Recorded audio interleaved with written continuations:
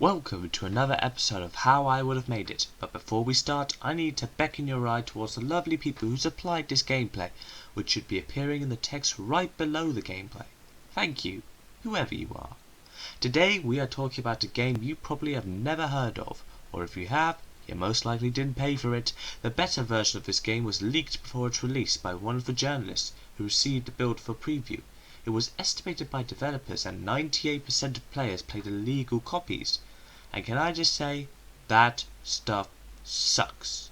And I hope the developers don't disappear from the gaming industry, because even though this was a commercial dud and a bad game in general, it had a good beginning and a captivating story. It really could have been something.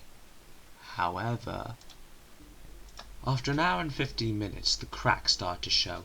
The devs do seem to have used a lot of assets, which I have no problem with, but it does mean the game can't have a memorable art style, like in Sallyface, The Binding of Isaac, or Little Nightmares.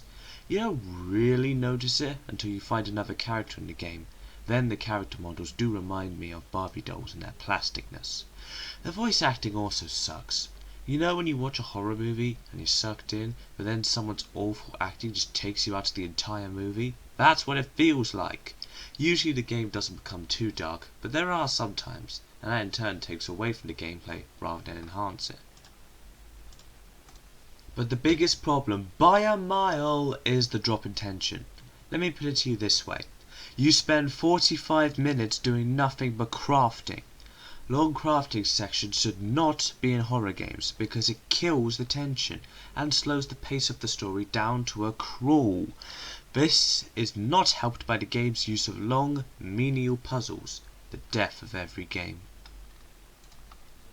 So, how would I have made it? Well, for a start, to stand my project out from the C, that is 3D first-person horror games, I would have implemented a specific art style. I understand if this was not possible at the time, but this is my fantasy game dev, so here we go. Something like The Return of Obra Dinn I think would have worked, that art style. I would also have included some sort of cool soundtrack. Not always, but I think music always helps to increase the atmosphere in a game. Speaking of noise, the voice acting sucks. I don't think it needs it. I think it would be better if it didn't have voices, because the writing just by itself is fine.